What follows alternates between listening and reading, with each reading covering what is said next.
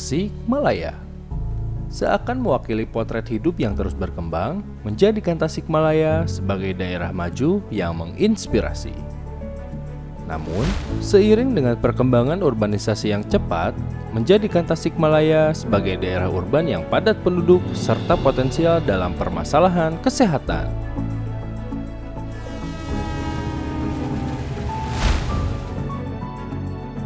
Berbekal dengan semangat pengabdian di bidang kesehatan, Klinik Pratama Al-Muslimin Kota Tasikmalaya hadir memenuhi pembangunan kesehatan masyarakat, menjadi harapan dan cita-cita Tasikmalaya dalam mewujudkan kesehatan masyarakat yang optimal. Berawal dari praktik dokter mandiri yang didirikan oleh Ibu Ai Hatip Latifah, Eskep, pada bulan Juni tahun 2006. Kemudian berkembang dan beroperasional menjadi Klinik Pratama Al-Muslimin. Dengan luas bangunan 198 meter persegi, Klinik Pratama Al-Muslimin berlokasi di Jalan Gunung Kanyere, Kelurahan Mulyasari, Kecamatan Taman Sari, Kota Tasikmalaya. Kami berkomitmen untuk meningkatkan mutu pelayanan kesehatan masyarakat umum di Tasikmalaya. Dan kami menerima pelayanan BPJS Kesehatan. Dalam memberikan pelayanan terhadap pasien, Klinik Pratama Al-Muslimin beroperasi setiap hari selama 24 jam. Dengan tim dokter yang selalu siap untuk melayani pasien dan dibantu oleh perawat, juga tenaga administrasi. Kami juga memiliki beragam fasilitas layanan kesehatan, diantaranya pemeriksaan umum, pemeriksaan KIA dan KB,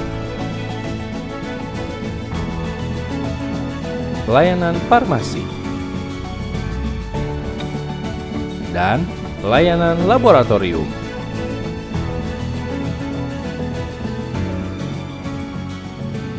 Menjadi klinik kesehatan yang berkualitas dan menjadi kepercayaan masyarakat, khususnya masyarakat Kota Tasikmalaya dan sekitarnya.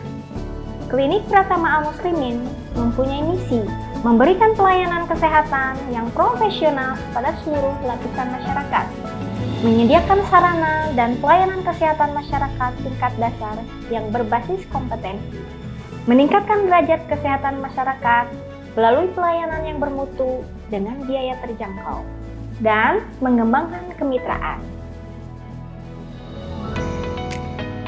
6 sasaran keselamatan pasien. 1. Mengidentifikasi pasien dengan benar. Petugas memastikan identitas pasien dengan tujuan mencegah terjadinya kesalahan dalam pelayanan ataupun pemberian pengobatan. Hal yang perlu diperhatikan dalam identifikasi pasien adalah nama pasien, tempat tanggal lahir pasien, dan alamat pasien. 2. Meningkatkan komunikasi yang efektif. Petugas melaporkan kondisi pasien kepada dokter DPJP melalui teknik SBAR. SBAR merupakan suatu teknik komunikasi yang dipergunakan dalam melakukan identifikasi terhadap pasien, sehingga mampu meningkatkan kemampuan komunikasi antara petugas dengan dokter. 3. Meningkatkan keamanan obat-obatan yang harus diwaspadai. Hal ini bertujuan untuk mencegah kesalahan dalam pemberian obat pada pasien. 4. Memastikan lokasi pembedahan yang benar, prosedur yang benar, dan pembedahan pada pasien yang benar. Dilakukan dengan cara proses verifikasi sebelum dilakukan tindakan, penandaan lokasi, dan timeout yang dilakukan sebelum mulainya prosedur. 5. Mengurangi resiko cedera pasien akibat terjatuh. Salah satunya dengan melakukan screening visual resiko jatuh. Apabila ditemukan pasien dengan resiko jatuh tinggi, maka diberikan pemasangan stiker dan diberikan edukasi untuk tetap berhati-hati. Pasien harus dalam pengawasan petugas maupun keluarga selama diperiksa. Perlu diketahui juga oleh seluruh orang yang berada di lingkungan klinik untuk selalu memperhatikan papan peringatan, seperti papan peringatan hati-hati lantai licin. 6. Pengurangan risiko infeksi terkait pelayanan kesehatan. Sebagai tenaga kesehatan di Klinik Pratama Al-Muslimin, saya, Nida Nurul Huda, akan menjelaskan bagaimana cara melakukan kebersihan tangan yang baik dan benar.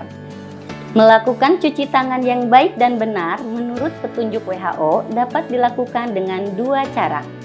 Yang pertama, melakukan cuci tangan dengan menggunakan air mengalir dan sabun. Dan yang kedua, melakukan cuci tangan dengan menggunakan cairan berbasis alkohol atau hand rub. Sebagai tenaga kesehatan, kita perlu mengetahui 5 momen kapan kita harus melakukan cuci tangan. Yang pertama, sebelum melakukan kontak dengan pasien. Yang kedua, sebelum melakukan tindakan aseptik. Yang ketiga, setelah menyentuh cairan tubuh pasien. Yang keempat, setelah menyentuh pasien atau berkontak dengan pasien. Dan yang terakhir, setelah menyentuh lingkungan di sekitar pasien. Basahi tangan di bawah air yang mengalir. Selanjutnya, ambil sabun antiseptik secukupnya pada telapak tangan. Yang pertama, gosokkan kedua telapak tangan hingga sabun merata. Gosokkan punggung tangan secara bergantian dari atas ke bawah. Gosok kedua telapak tangan dan sela-sela jari dengan menggunakan gerakan menyilang. Gosok punggung jari ke telapak tangan dengan arah gerakan berlawanan. Gosok ibu jari dengan cara menggenggam menggunakan telapak tangan yang berlawanan dan lakukan sebaliknya. Yang terakhir, gosok secara bergantian ujung-ujung jari dengan gerakan sirkuler pada telapak tangan. Bilas tangan di bawah air yang mengalir dengan melakukan gerakan yang sama. Ambil tisu untuk mengeringkan tangan, lalu gunakan tisu untuk menutup keran air, dan buang tisu pada tempat sampah non-medis. Langkah mengurangi risiko infeksi akibat perawatan pasien yang kedua adalah menggunakan masker. Cara menggunakan masker yang baik dan benar menurut WHO adalah: ambil masker yang masih baru, pastikan tidak ada sobekan ataupun lubang pada masker. Pastikan arah masker sudah benar, pita logam terletak di sisi atas. Tekan pita logam pada masker sampai menempel di hidung. Tarik sisi bawah masker sampai menutupi mulut dan dagu. Setelah digunakan, lepas tali elastis masker dari daun telinga sambil menjauhkan masker dari wajah dan pakaian. Segera buang masker ke tempat sampah yang tertutup. Cuci tangan setelah menyentuh atau membuang masker. Safety briefing adalah prosedur keselamatan yang ditujukan kepada pengunjung, pasien, dan petugas klinik untuk memahami dan mengikuti instruksi keamanan dan keselamatan selama berada di Klinik Pratama Al-Muslimin. Saat ini kita berada di gedung Klinik Pratama Al-Muslimin. Gedung ini mempunyai satu pintu keluar yang digunakan sebagai pintu darurat. Apabila terjadi peristiwa gempa bumi, tetap tenang dan jangan panik. Lindungilah kepala Anda dengan kedua tangan dan carilah tempat aman seperti di bawah meja atau menempel pada dinding, juga hindari tempat berkaca. Jika gempa bumi telah selesai dan keadaan telah aman, segeralah keluar melalui pintu darurat. Apabila terjadi peristiwa kebakaran, petugas akan membunyikan sirine dan mematikan saklar listrik. Tetap tenang dan jangan panik. Berjalanlah merunduk atau basahi kain, kemudian tutup hidung dan mulut kita. Segeralah keluar ruangan melalui pintu keluar terdekat. Ikuti jalur evakuasi, berjalanlah dengan cepat dan jangan lari. Prioritaskan kepada wanita, anak-anak, ibu hamil, lansia, dan disabilitas. Ikuti koordinator gedung menuju titik kumpul evakuasi yang berada di Klinik Pratama Al-Muslimin. Sesuai dengan standar penerapan keselamatan, Klinik Pratama Al-Muslimin telah membentuk tim Code Red apabila terjadi bencana kebakaran. Tim Code Red tersebut telah diberi tanggung jawab masing-masing sesuai dengan warna helm yang dipakai. Di antaranya, helm warna merah bertugas sebagai pemadam api. Helm warna putih bertugas mengamankan dokumen-dokumen. Helm warna kuning bertugas mengamankan alat-alat medis. Dan helm warna biru bertugas mengevakuasi pasien. Cara menggunakan alat pemadam api ringan. Siapkan apar. Cabut pin. Ambil jarak 2-3 meter dan sesuaikan dengan arah api. Tekan tuas. Arahkan ke sumber api secara merata. CV Fajrul Muslimin Utama merupakan perusahaan yang sudah berdiri sejak 17 tahun yang lalu.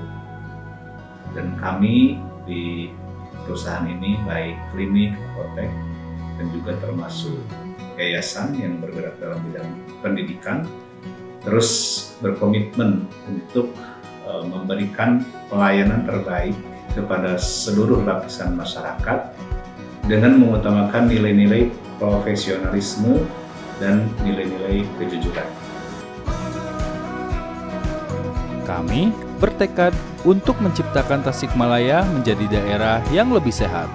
Klinik Pratama Al-Muslimin, badan sehat, ibadah nikmat, hidup makin